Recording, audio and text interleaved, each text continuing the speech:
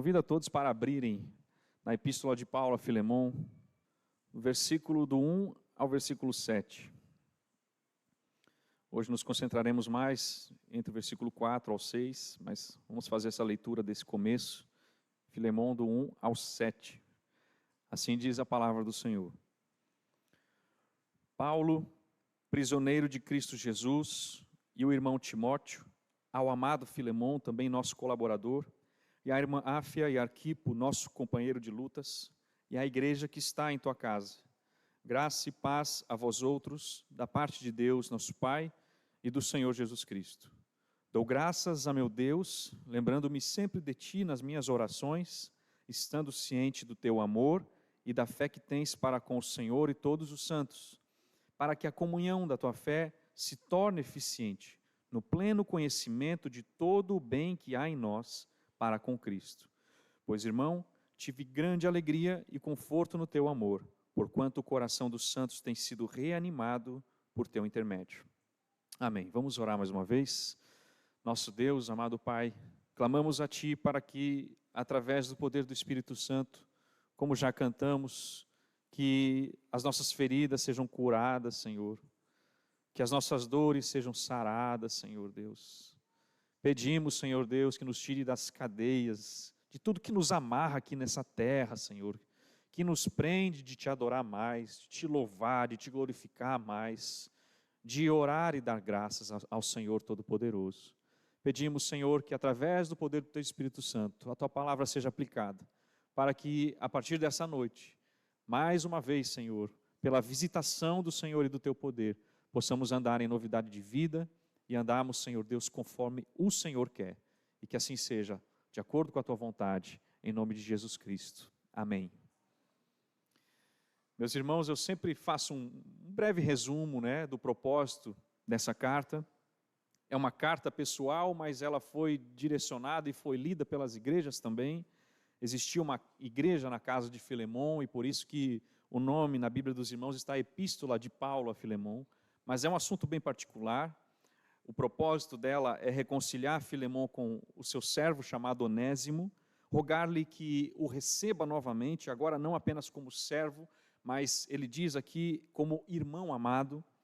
E os métodos, os argumentos mais adequados e prudentes aqui são usados para engajar Filemon nessa missão. A epístola, irmãos, ela embora seja familiar e curta, ela é muito instrutiva, ela demonstra grande humildade, tato, fala sobre a graça de Deus, o poder de Deus em reconciliar aqueles que estavam distantes. Da mesma forma também demonstra as riquezas da graça, a conversão de uma criatura tão vil, a maravilhosa providência do Senhor, porque a gente percebe um homem fugindo e encontra no apóstolo Paulo a pregação da palavra e a vida passa por uma transformação grandiosa. Tudo isso nós percebemos aqui.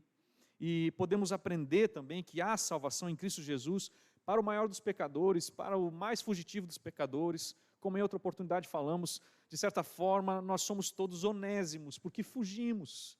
Mas o Senhor nos alcança, o Senhor com sua graça e misericórdia tem nos alcançado a cada dia. E no domingo passado nós vimos alguns princípios bíblicos sobre como dar graças, sobre o que é dar graças. Falamos sobre dar graças, que significa recordar os feitos graciosos do Senhor, significa reconhecer quão boa é a graça de Deus, literalmente agradecer, o sentido é boa graça. Então para isso precisamos vê-la, falamos na semana passada sobre isso, fomos questionados se estamos vendo a graça de Deus. E outro aspecto, então, que nós percebemos é que, ao menos que sejamos feitos novas criaturas, não podemos agradecer a Deus de forma correta. Porque para cumprir esse dever corretamente, o homem precisa ter um senso de Deus, de proximidade com Deus. E vimos isso na semana passada. E, meus irmãos, tudo isso é necessário porque hoje eu gostaria de chegar a esse relacionamento íntimo que inicia no versículo 4, entre dar graças e orar. Essa é uma relação que o apóstolo Paulo coloca várias vezes em suas epístolas, e o despertar da nossa lembrança quanto aos feitos do Senhor deve nos levar a essas duas atitudes, dar graças e orar. Então aqui no versículo 4, o apóstolo Paulo está dizendo para Filemon: Dou graças ao meu Deus, lembrando-me sempre de ti nas minhas orações, estando ciente do teu amor e da fé que tens para com o Senhor Jesus e todos os santos, para que a comunhão da tua fé se torne eficiente no pleno conhecimento de todo o bem que há em nós para com Cristo. Irmãos, Paulo deu graças a Deus, porque ele viu a graça de Deus em Filemon. Nós vimos na semana passada o versículo 5, quando ele diz, estando ciente do teu amor, da tua fé, que tens para com o Senhor Jesus e todos os santos. Então esse amor, essa fé eram demonstrados. O que ele está dizendo é, Filemon, toda vez que eu oro por ti, é com gratidão. Filemon, toda vez que eu lembro de ti, é com gratidão. Essa seria uma outra maneira de colocarmos aqui. Eu dou graças ao meu Deus, lembrando de você sempre nas minhas orações. Então, Filemon, sempre que eu menciono você nas minhas orações, eu expresso a minha gratidão ao Senhor, sempre, sempre. Quer dizer, eu não tenho mais nada a dizer, senão obrigado, Senhor, por Filemon. Isso é um grande elogio, né? Você dizer assim, Senhor, te dou graças pela vida do meu irmão. Eu te peço que o Senhor guarde a vida dele. E nós sempre lembramos dessa expressão. Isso é um grande elogio, tudo que eu já ouvi sobre ti é bom. Eu agradeço a Deus por isso, Filemon. É interessante que o apóstolo Paulo faz isso em 2 Tessalonicenses, e é uma expressão parecida também com o nosso texto. Em 2 Tessalonicenses, capítulo 1, versículo 3.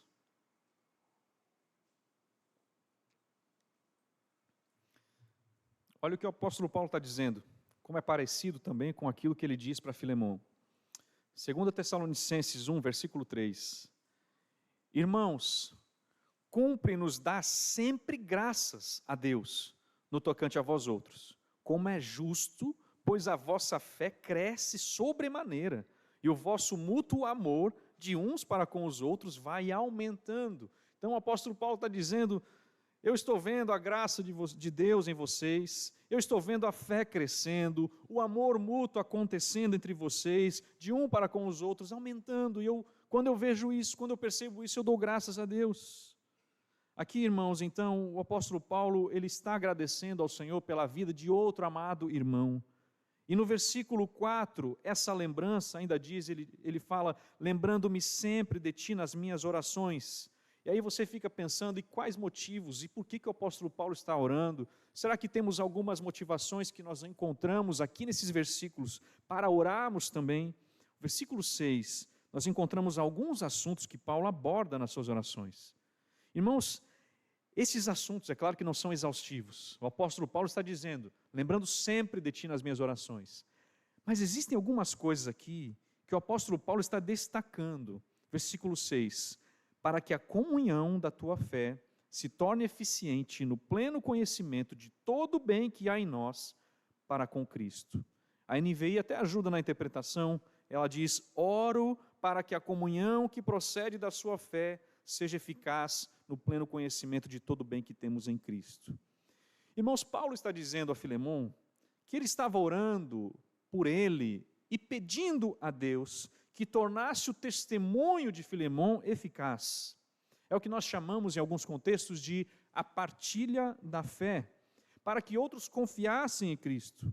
Então ele também orou para que esse seu amigo tivesse uma compreensão cada vez mais profunda de tudo que ele tinha, de tudo que nós temos em Cristo Jesus.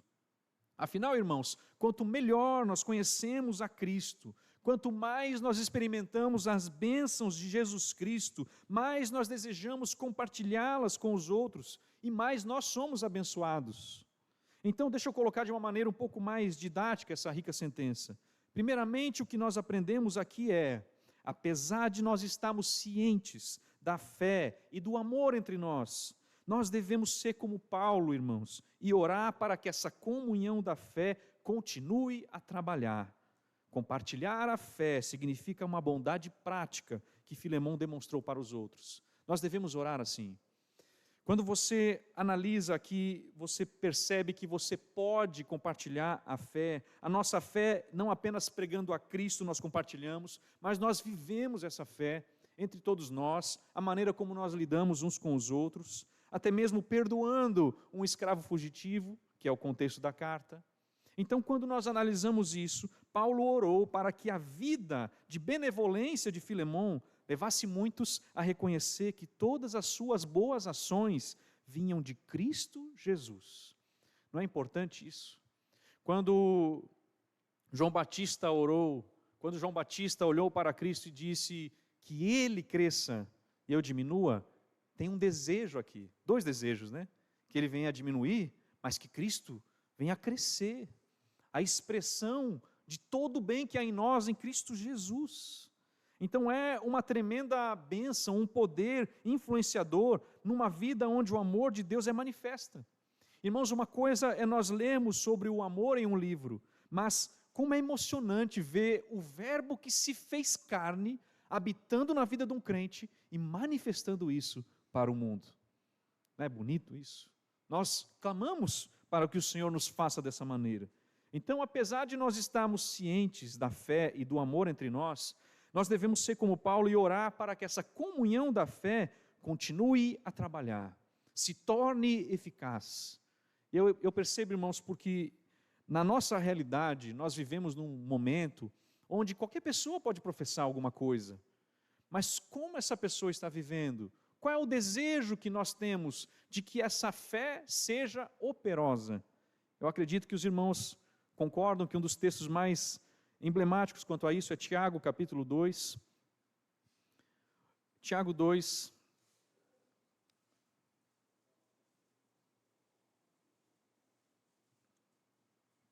Versículo 18 de Tiago, capítulo 2. O texto diz assim: mas alguém dirá, tu tens fé, e eu tenho obras. Mostra-me essa tua fé sem as obras, e eu com as obras te mostrarei a minha fé. Nós sabemos que as obras não justificam o crente.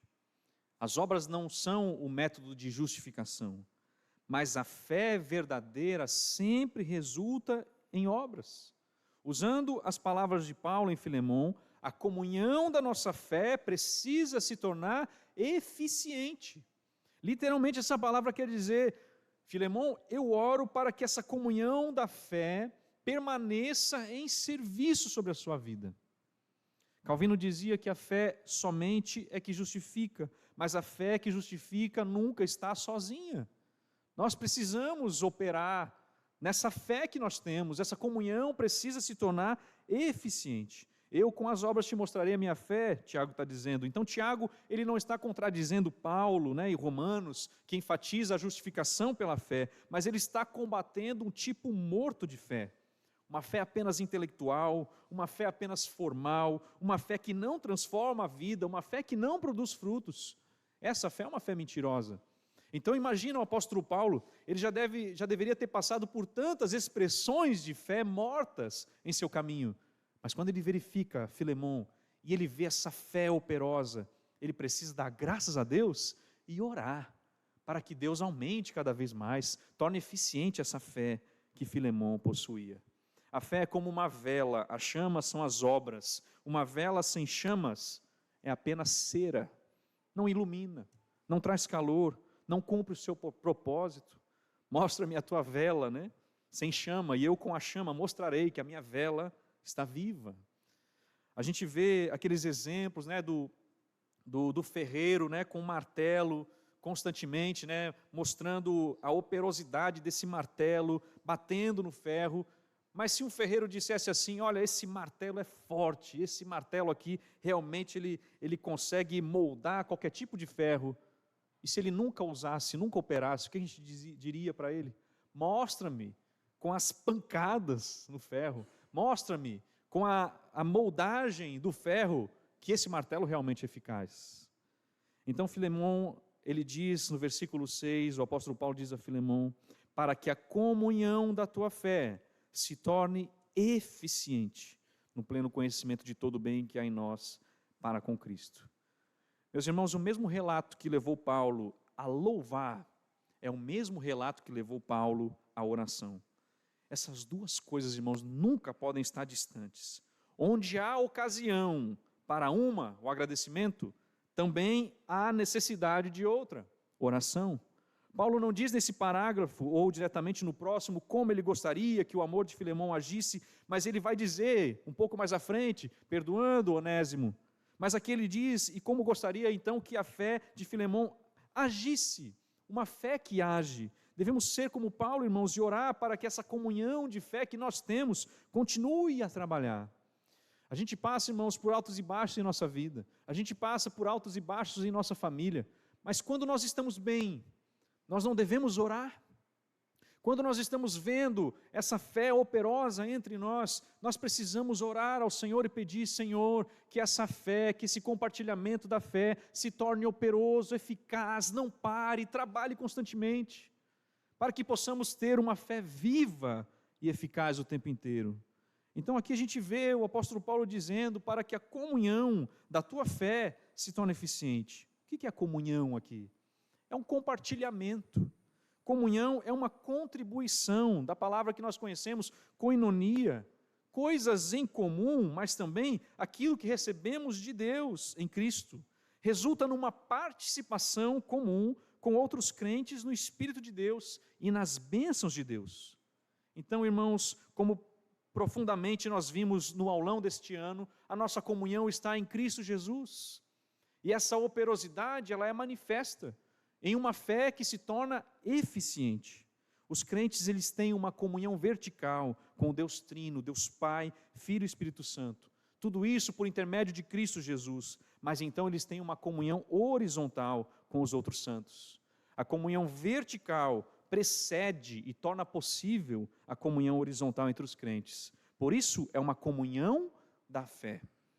Não é importante isso? A nossa comunhão não é dos gostos em comum. A nossa comunhão não é das pessoas que assistem uma série específica. A nossa comunhão não é daqueles que praticam determinado esporte. A nossa comunhão não é daqueles que moram nas proximidades iguais a outros. A nossa comunhão é uma comunhão da fé. E essa fé se tornando eficiente. Irmãos, esse era o cerne da oração de Paulo por Filemão. E ao enviar Onésimo de volta a ele, ele estava criando uma nova oportunidade para a realização disso mesmo. Filemão tinha fé, como Paulo havia dito. Essa fé necessariamente o colocava no âmbito da comunhão, e essa também era dupla, comunhão com o Senhor Jesus Cristo, comunhão com todos os santos. E por isso é importante notarmos que Paulo está orando por algo pelo qual ele já havia elogiado, a fé de Filemão. Meus irmãos, quando você olha na sua vida, e você olha fazendo um retrospecto de como você vivia, e você analisa que ao redor de você, outras pessoas também estão crescendo, outras pessoas também estão se desenvolvendo, e você começa a perceber que essa comunhão, esse compartilhamento, tem algo além do que você vê lá fora, e você começa a se questionar, por que nós estamos aqui, o que está acontecendo, por que nos desenvolvemos todos juntos?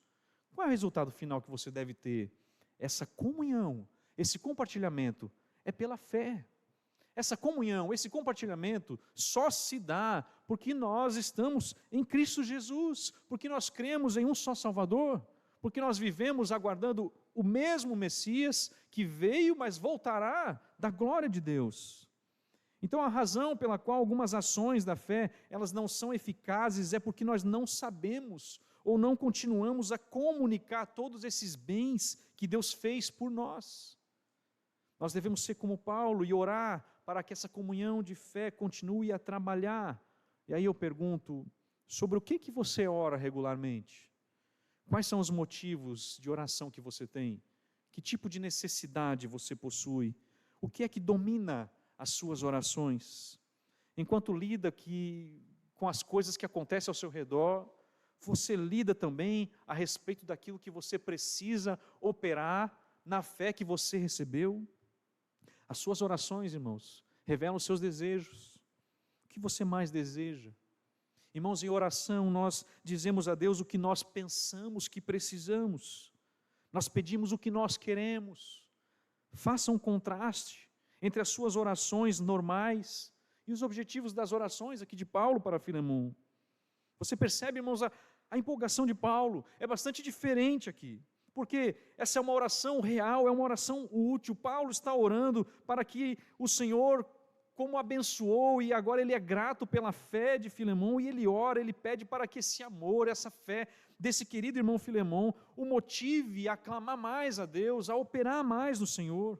A comunhão da fé precisa ser evidente na vida dele e continuar mais e mais. Por isso, quando nós olhamos para o nosso viver, nós percebemos que a nossa vida precisa ser sempre apontada para aquilo que o Senhor faz em nós e que nós podemos fazer por causa da operosidade de Cristo Jesus, que acontece pela fé. Fala-se muito hoje sobre medicina preventiva, né? Alguns irmãos, a gente tem umas conversas aí antes, depois dos cultos, né? Questão aí de exames, exame de sangue que você faz, uma dieta ou outra que você faz, mas para manter as pessoas saudáveis, né? A gente não precisa apenas cuidar delas quando elas estão doentes, a gente tenta prevenir, né? Você quer prevenir, aquele ditado principal, né? Melhor prevenir do que remediar. Mas o que a gente faz, irmãos, quanto ao ministério?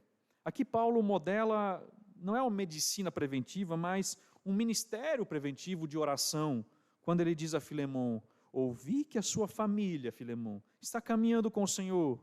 Filemão, ouvi que há uma igreja caminhando contigo, uma igreja na tua casa. Ouvi que você tem demonstrado fé e amor para com Cristo e todos os santos. Filemão, isso me faz orar por você constantemente. Filemão, isso que eu vejo é motivo de oração. Meus irmãos, por que a gente não se previne mais em oração quanto a isso? É sempre um dilema do crente. Quando as coisas vão bem, quando você vê as coisas frutificarem, existe um relaxamento na oração. Mas por que nós não devemos fazer isso?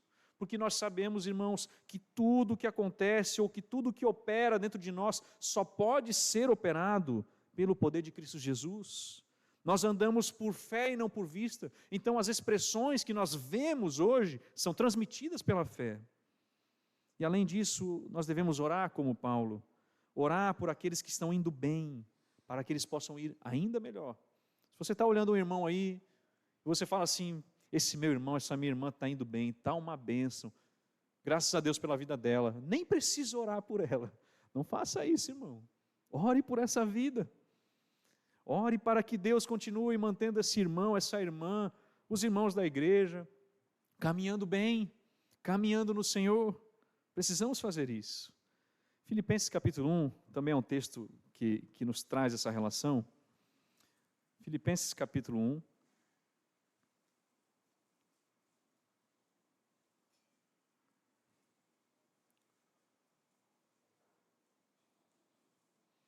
Senão vai começar a ter irmão que vai dizer assim, né? Já que eu estou indo bem e você não está orando por mim, eu vou começar a ir mal, para você começar a orar por mim de novo, né? Não façam isso, irmãos. Filipenses 1:9, a Bíblia diz assim: e também faço esta oração, que o vosso amor aumente mais e mais, em pleno conhecimento e toda percepção. O que o apóstolo Paulo está constatando? Eu vejo que o amor de vocês está presente, mas eu continuo a orar, que o amor de vocês aumente mais e mais, em pleno conhecimento. A gente precisa analisar isso em nossas vidas. Se você vê um amor que está sendo evidenciado, ore para que esse amor aumente. Irmãos, quando você vê uma família bem, ore por ela. Ore pelas famílias que estão bem, meus irmãos. Não se esqueça disso. As famílias que estão bem, também estão sendo sustentadas pelas orações. Quando você perceber um jovem andando com Deus, ore pela vida dele. Não ore só quando o jovem começar a se desviar do caminho, né? Às vezes você pensa assim: não, esse fulano está começando a andar com más companhias, o fulano está começando a se afastar da igreja, eu vou começar a orar por ele. Não, você já deveria orar há muito tempo. Ore por um jovem que ama o Senhor, que busca o Senhor na sua juventude, na sua mocidade. Quando você notar a igreja sendo abençoada, ore por ela. Senhor, te dou graças, mas eu oro para que essa igreja continue sendo viva, que continue a transmitir a tua verdade com fidelidade. Quando você perceber crianças se aproximando de Cristo, Crianças perguntando sobre a salvação em Cristo Jesus. Ore pela vida delas. Que Deus as abençoe para que elas cresçam e logo desde cedo confiem no mesmo Deus de seus pais. Precisamos fazer isso, irmãos. Orar quando as coisas estão bem, quando você percebe coisas boas, a graça de Deus na vida dos irmãos. É interessante que é quando o inimigo vê as pessoas indo bem, que o inimigo decide lançar algum ataque contra elas. Por quê? Porque ele sabe que as almas delas ele perdeu, mas ele pode puxá-las para baixo, né? Querer trazer peso, né? Desânimo. Sabe que serão incapazes de impactar outras pessoas quando não estão bem. Isso acontece. Às vezes você está indo bem e a luta do inimigo é só te deixar um pouco desanimado, para você não exalar mais a luz do Evangelho de Cristo. A gente analisa, irmãos, que em todos os casos do Novo Testamento, Satanás não está lutando contra aqueles que já pertencem a ele, né? Mas você sempre vê eles indo contra os crentes, contra o avanço do Evangelho, para tentar minimizar a eficácia no reino. Mas nós devemos orar, porque enquanto estamos caminhando com o Senhor, nós sempre estaremos avançando. Isso se torna mais importante, então, orarmos por aqueles que estão bem, porque eles são alvos certos do inimigo. Existe um senhor, hoje ele está com, se não me falha a memória, pelas contas, 104 anos, porque ele teve uma reportagem em 2021, que a rainha da Inglaterra, Elizabeth II, no contexto, né, ela fazia certas homenagens e uma delas era para pessoas que se destacavam na sociedade. E então esse homem, Malcolm Clout, ele era um piloto inglês na Segunda Guerra Mundial e ele foi homenageado pela rainha Elizabeth, um prêmio que era de serviços concedidos a homens e mulheres britânicos. E ele, com 101 anos na época, ele recebeu esse prêmio de reconhecimento. E o que ele tinha feito, né? Ele já tinha distribuído mais de 1000 Bíblias. Ele tinha distribuído pela Inglaterra mais de 1000 Bíblias. E aí começa aquela reportagem, conversando com ele, e uma coisa que era muito impressionante, ele tinha a lista, porque ele fazia uma entrega mais próxima às pessoas, e cada pessoa que ele conseguia entregar, alcançar uma Bíblia, ele tinha um nome, e ele tinha como se fosse um calendário de oração, e orava por todas elas. Aquelas que foram alcançadas por Cristo, aquelas que caminhavam bem, ele sempre orava. Um registro de 1000 pessoas, né? Um grande registro para orar. E fazia essa oração constante. E ele manteve esse registro, cada Bíblia, uma oração. E a gente vê que a fidelidade dele na oração era um exemplo do tipo de amor que nós encontramos nos escritos de Paulo. Orava por aqueles que recebiam a palavra, orava por aqueles que estavam caminhando com Deus. E a homenagem, é claro, né, da rainha, não é uma coisa tão grande quanto o Senhor o amando, e ele amando mais o Senhor através dessas orações. Irmãos, Paulo frequentemente assegurava aos destinatários as suas cartas de que ele estava orando regularmente por eles. Para o seu amigo Filemão ele escreveu: eu sempre dou graças ao meu Deus, eu dou graças ao meu Deus, me lembrando sempre de ti nas minhas orações. Em Timóteo ele escreveu: noite e dia, Timóteo, constantemente me lembro de você em minhas orações, segundo Timóteo 1,3. Para a igreja em Roma, Paulo enfatizou que ele lembrava deles em oração constantemente e em todos os momentos, Romanos 1, 9 e 10. Irmãos, elogiar Filemão, dar graças a Deus, orar pelo seu histórico de fidelidade a Cristo, demonstra um amor pelos santos e, na verdade, é uma parte integrante do argumento do autor nessa carta. Paulo vai pedir, daqui a pouco, que Filemão perdoe o escravo chamado Onésimo. Mas ele faz isso lembrando de uma fé que precisa se tornar operosa. 1 Coríntios 13, versículo 2, ainda que eu tenha tamanha fé, a ponto de transportar montes, se não tiver amor, nada serei. Irmãos, a nossa oração inicial, então, é para que a comunhão da fé continue a trabalhar. Dou graças a meu Deus, lembrando-me sempre de ti nas minhas orações. E existe outra questão aqui no versículo 6 de Filemão, que também é importante para nós. Ele diz assim: para que a comunhão da tua fé se torne eficiente, no pleno conhecimento de todo o bem que há em nós para com Cristo. Paulo está enfatizando aqui um conhecimento mais profundo de todas as bênçãos que temos recebido na nossa vida por estarmos reunidos com Cristo. Nisso nós percebemos um outro motivo de oração que Paulo registra para nós: o conhecimento do bem que Deus colocou em nós. Precisa ser uma questão da qual nós nos alimentamos, crescemos e nos desenvolvemos. O conhecimento do bem que há em nós. O apóstolo Paulo ora por Filemão com um objetivo muito específico. A comunhão da fé precisa ser operante, e o conhecimento prático de todo o bem que há neles em Cristo Jesus precisa ser um alimento constante. Paulo sabia, irmãos, que a fé verdadeira era expressa na prática da generosidade, no perdão, no amor, na humildade, no serviço. Ele não está falando aqui, então, de um conhecimento teórico ou intelectual. Qual é o conhecimento do bem que você tem em Cristo Jesus, eu te pergunto? Eu sei do conhecimento do bem que eu tenho em Cristo Jesus. Eu sei porque eu sei que na Bíblia está dizendo que Deus é bom. Eu sei porque na Bíblia Deus está mostrando a sua bondade para com os povos, mas a pergunta não é essa. Como você vê o conhecimento, como você tem o conhecimento do bem que há em você? Como você percebe o bem que há na igreja, naqueles que são alcançados por Deus? Efésios capítulo 1, versículo 3. Nós temos uma expressão que é muito bela, que todos nós conhecemos.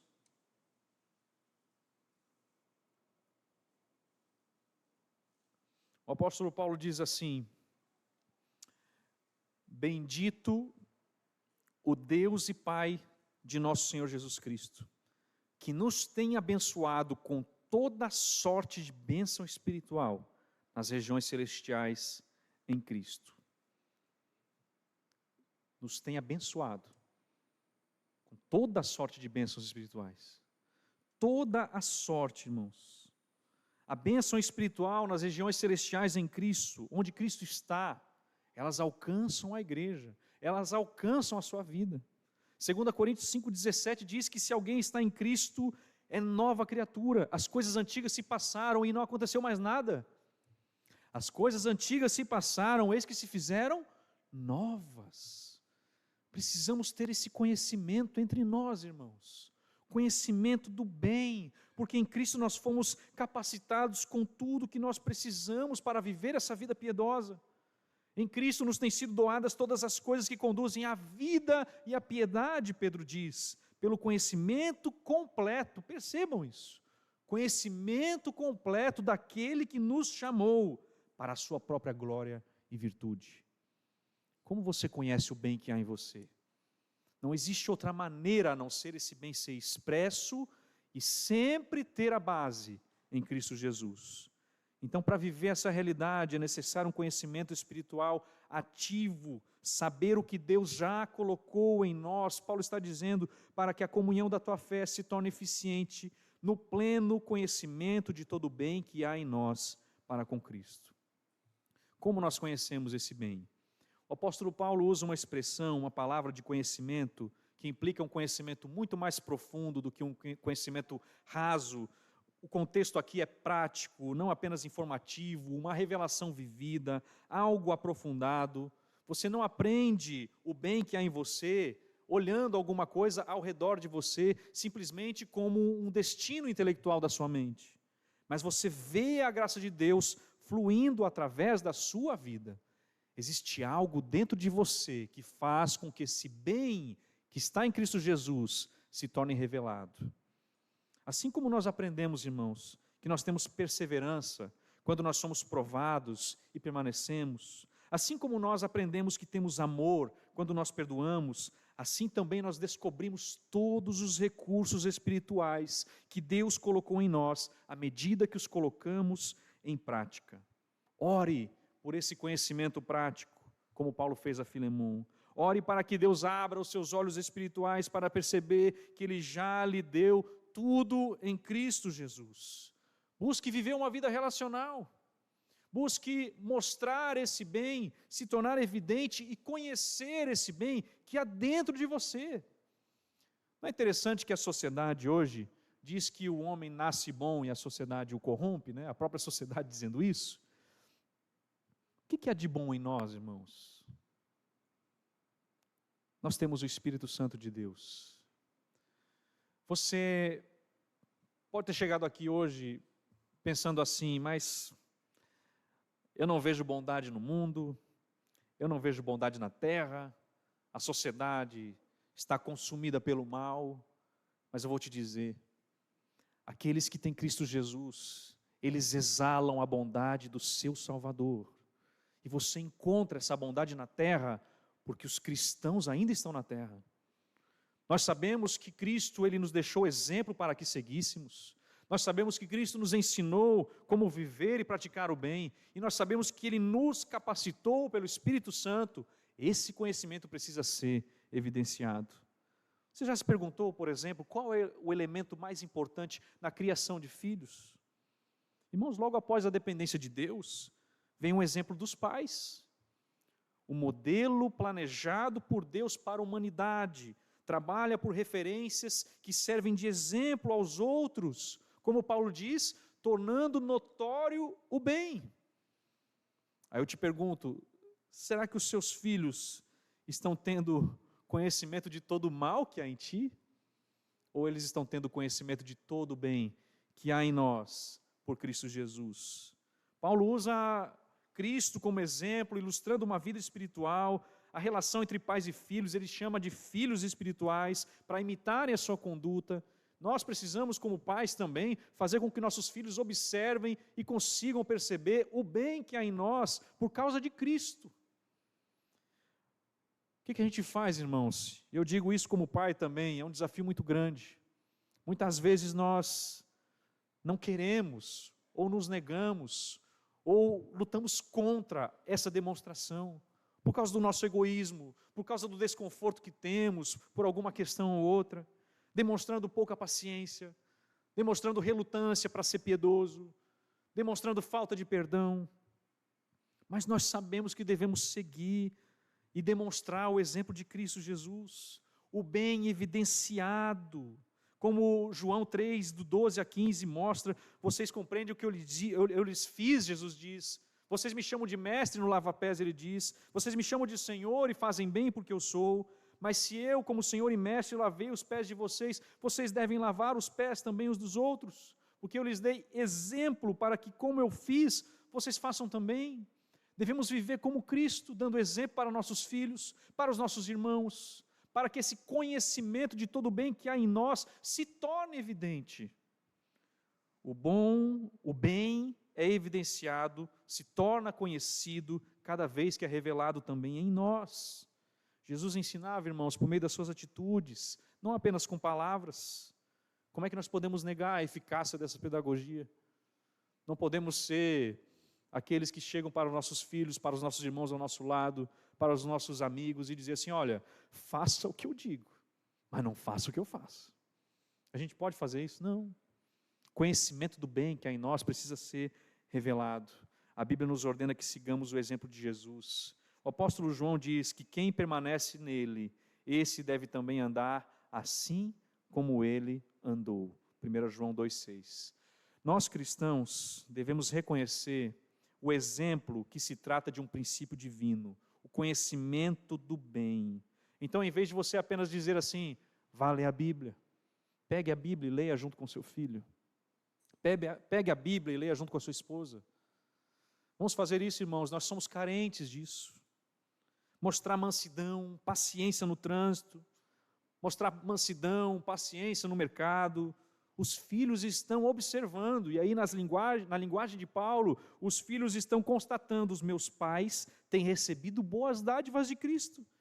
Dá para perceber pela atitude deles. O pleno conhecimento de todo o bem está sendo revelado. É assim que acontece entre nós. Infelizmente, muitas vezes, irmãos, nós pecamos nisso, em revelar o bem para aqueles que estão ao nosso redor.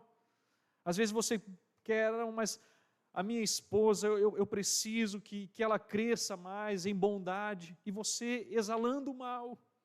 Mas o meu marido precisa se desenvolver em ser uma pessoa mais generosa, bondosa, e você sendo cruel. Por que nós fazemos isso? Você fala, os nossos irmãos precisam demonstrar mais amor, mas eu estou demonstrando, eu estou exalando esse bem entre as relações que tenho. A gente analisa, irmãos, que a palavra de Deus ela nos constrange quanto a isso. Porque o apóstolo Paulo está dizendo para que a comunhão da tua fé se torne eficiente no pleno conhecimento de todo o bem que há em nós para com Cristo. Não viva como alguém espiritualmente pobre. Meus irmãos, existe um pleno conhecimento de todo o bem. Às vezes nós vivemos como se o conhecimento, como se a bondade que há em nós fosse pouca. Quem disse isso? Existe uma grandeza de bondade no Senhor. Nós não somos mendigos espirituais, dos quais só nos dá uma pequena porção. Em Cristo nós temos recebido de toda a sua plenitude, graça sobre graça. O que você colocou na sua ação diária, nos seus planos da sua vida, será que está conhecer mais do bem que há entre nós? Deveria ser assim. 2 Timóteo, capítulo 1. O apóstolo Paulo também utiliza uma linguagem que eu acho importante.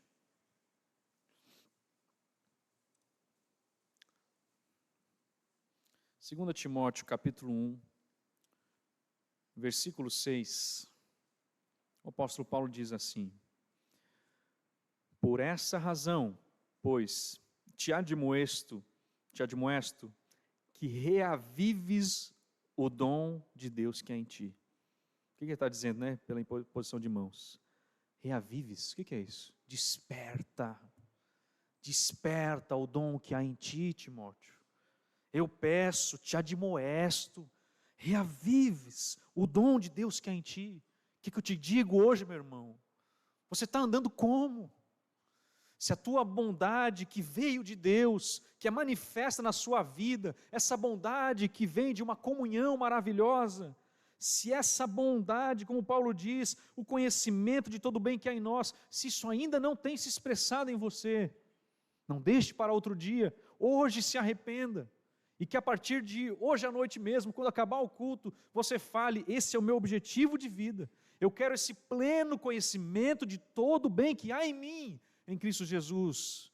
Eu quero esse pleno conhecimento de todo o bem que há em nós, na minha família, por causa de Cristo Jesus. Gálatas 5,6 diz que em Cristo Jesus nem a circuncisão, nem a incircuncisão tem valor algum, mas a fé que atua pelo amor, a fé que se expressa, se torna conhecida por meio do amor. Agora ouça o que Paulo está dizendo, pensando no contexto da carta e no pedido que ele vai fazer. Paulo está dizendo assim: Filemão, se você perdoar esse sujeito, esse teu servo chamado Onésimo, se você perdoar ele, você vai experimentar imediatamente, você vai ter o pleno conhecimento da coisa boa em você, que vem de Cristo Jesus, chamada perdão. Como é que nós experimentamos mais do perdão de Deus? Quando nós perdoamos mais. Você experimenta mais do perdão quando você vive uma vida de quem pede perdão e também perdoa. A caminhada, irmãos, da percepção do perdão de Deus, ela é evidenciada quando nós praticamos esse perdão, esse bem que nós recebemos. Você poderia ouvir alguém pregar sobre perdão, como o perdão é maravilhoso, como o perdão é abençoado, abençoador, mas você realmente não saberia até que perdoasse, até que clamasse por perdão, até que vivesse o perdão na sua vida. Você sabe como obter o conhecimento de coisas boas que estão em você? Exercite-as. Exercite-as. Você descobre a tremenda bondade do que Deus colocou dentro de você, quando você anda em obediência à vontade de Deus e experimenta essas coisas na sua própria vida. Outra oração que devemos fazer: Senhor, dá-me de provar mais da sua bondade. É isso que nós precisamos. Paulo está dizendo: Filemão, depois que você perdoar, você vai experimentar o perdão com mais vida em você. A gente fala sobre cartões postais, a gente fala sobre a beleza, por exemplo, de alguém, de uma imagem bonita como o Cristo Redentor, aquela beleza, né, dos recursos naturais, como é bonita a vista do Rio de Janeiro, ou algum, não sendo nos tiroteios, né, irmãos? mais à vista das coisas naturais ali, você olha aquela beleza, mas uma coisa é você ver na televisão, você vê no seu celular, outra coisa é estar presente, evidenciar, né, as grandes montanhas, os grandes vales. Quando você analisa, irmãos, as questões do viver e de ter o conhecimento, a Bíblia sempre te faz pensar numa aplicação, em uma vida que você experimenta. Por isso que nós não somos sentimentalistas, mas nós precisamos também sentir. É importante isso. Eu até estava caminhando esses dias e eu vi uma placa, né, escrito assim, né, falando sobre as pessoas, né, meio que recomendando as pessoas a irem para o estádio. E aí eles escreveram assim: a emoção não tem replay, né? Porque a pessoa estando lá, né, ou acompanhando um jogo, ou num ginásio, aquela emoção que acontece, você não pode voltar, né, e rever. E as coisas que nós vivemos, que nós provamos do Senhor, elas precisam sempre continuar em nós. Você não pode dizer assim: como foi bom quando eu perdoei aquele meu irmão há 25 anos. Ou coisa boa foi aquele tempo que eu compartilhei da minha fé e preguei o evangelho há 15 anos. Cadê o replay? Não tem replay, irmãos. Isso precisa ser vivido todos os dias, constantemente. A nossa vida não pode ter esse negócio de replay. Deixa eu revisar lá o que eu senti para ter o pleno conhecimento. Não. Esse conhecimento é de um Cristo vivo que opera na sua vida todos os dias. Cristo precisa estar operando em você hoje. Não volte ao passado para ver a bondade de Deus simplesmente. Claro que você vai recordar dos feitos do Senhor, mas hoje mesmo o Senhor continua sendo bom. E esse conhecimento precisa ser visto.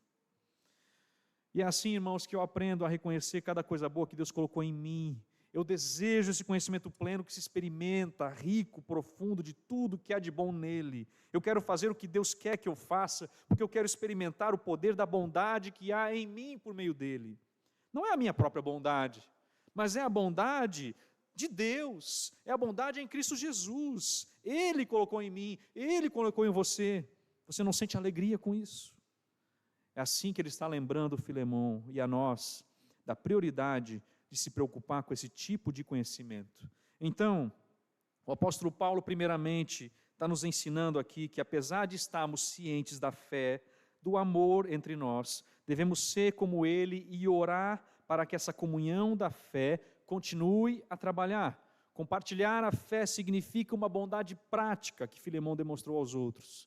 E nós percebemos juntamente com isso um outro motivo de oração que Paulo registra para nós, o conhecimento do bem de Deus que ele colocou em nós, em Cristo Jesus. Mas agora, eu preciso religar o dar graças e orar.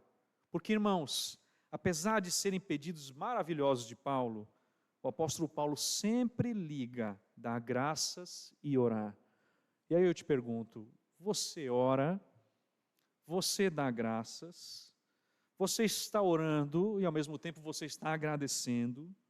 Como está o equilíbrio dessas duas atividades espirituais? Você ora mais do que agradece? Você agradece mais do que ora? Abra a Bíblia em Lucas 17.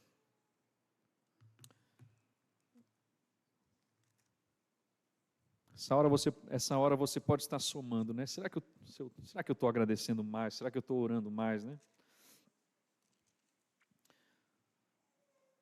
Lucas 17, versículo 11.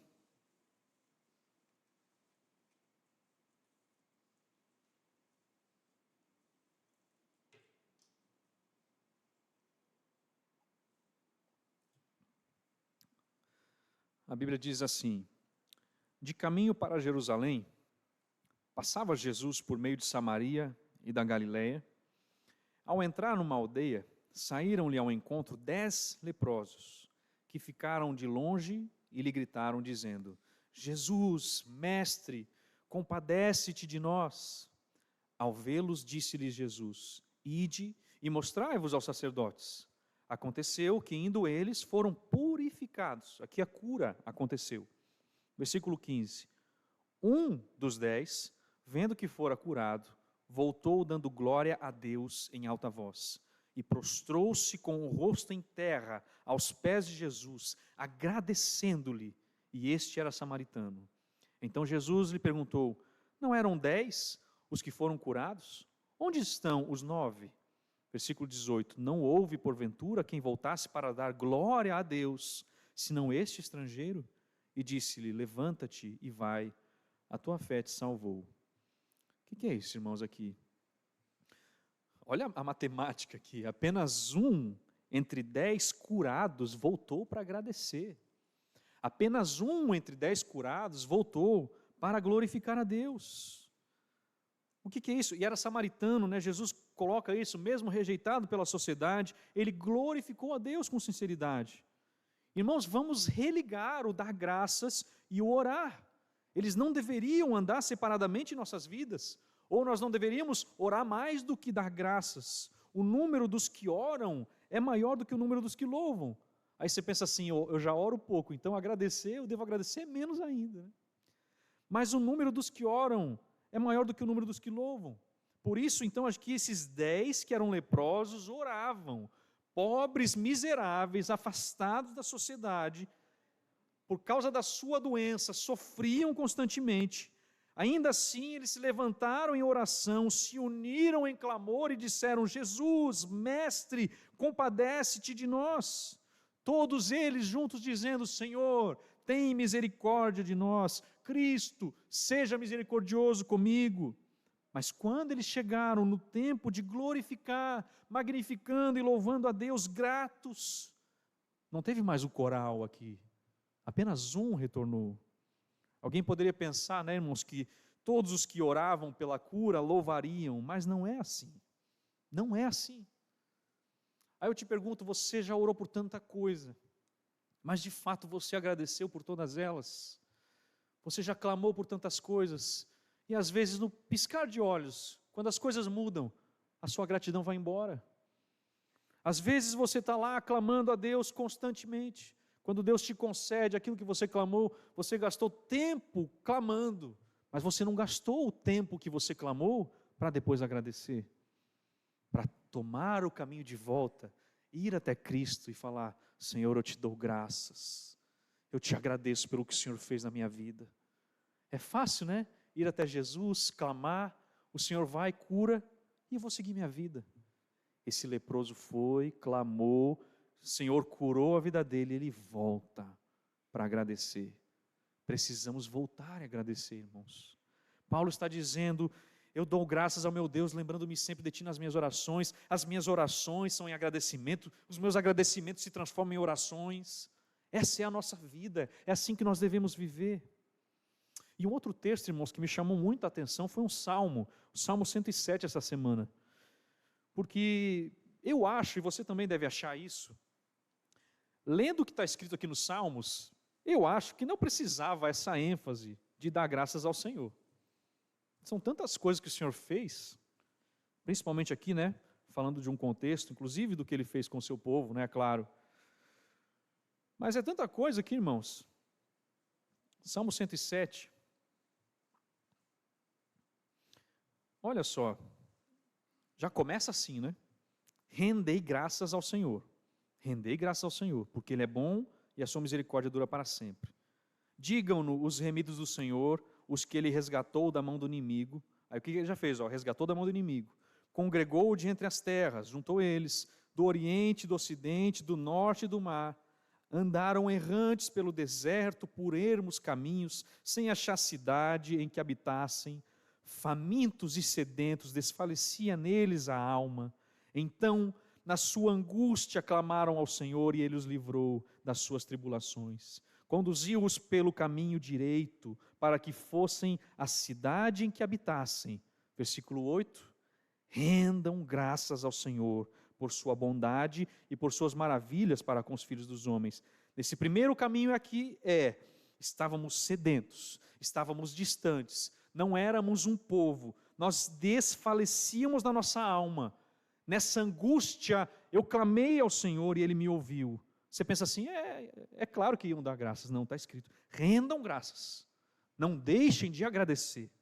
Versículo 9, pois dessedentou a alma sequiosa, aquela sede terrível da alma, Fartou de bens a alma faminta, aquela fome terrível da nossa alma foi farta. Os que se assentaram nas trevas e nas sombras da morte, presos em aflições, em ferros, por se terem rebelado contra a palavra de Deus e haverem desprezado o conselho do Altíssimo, de modo que lhes abateu com trabalhos o coração, caíram e não houve quem os socorresse. Você já ficou assim, meu irmão? Então, na sua angústia, clamaram ao Senhor, e Ele os livrou das suas tribulações, tirou-os das trevas e das sombras da morte, lhes despedaçou as cadeias, e o versículo 15 diz: rendam graças ao Senhor por sua bondade, e por suas maravilhas para com os filhos dos homens. Irmãos, arrombou, versículo 16, as portas de bronze, quebrou as trancas de ferro, os estultos, por causa do seu caminho de transgressões e por causa das suas iniquidades, serão afligidos. A sua alma aborreceu toda sorte de comida, chegaram às portas da morte. Então, na sua angústia, clamaram ao Senhor, e Ele os livrou das suas tribulações, enviou-lhes a sua palavra, e os sarou, e os livrou do que lhes era mortal. Você já agradeceu? O versículo 21 diz: rendam graças ao Senhor por sua bondade e por suas maravilhas para com os filhos dos homens. E assim a sequência do Salmo 107 inteiro. O que o Senhor faz, e parece que é óbvio, mas não é. Olha para a sua vida. O Senhor faz, o Senhor te sara, envia a sua palavra para te sarar, te livra do que era mortal. Renda graças ao Senhor. Na angústia a gente clama a Deus, irmãos, mas quando o Senhor nos responde, nos faz algo maravilhoso, bondade, misericórdia, a graça de Deus envolvendo as nossas vidas, não se esqueça de agradecer. Os irmãos lembram do povo no deserto? Clamavam a Deus quando tinham sede, clamavam a Deus quando tinham fome, mas depois murmuravam, rebelaram-se contra Deus. Deus responde às orações, mas eles não respondem com louvor, e sim com ingratidão. Nós devemos orar, irmãos, e agradecer. Seguir o exemplo do rei Davi. Ele orava em tempos de perigo, ele orava em tempos de perseguição, fugindo de Saul, mas quase todos os seus salmos redundam e resultam em louvor. O Salmo 34, ele diz: eu busquei o Senhor. Ele orou, ele buscou a Deus.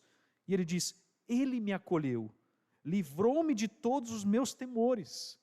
Mas é o mesmo Salmo que diz no versículo 1, bendirei ao Senhor em todo o tempo, o seu louvor estará sempre nos meus lábios.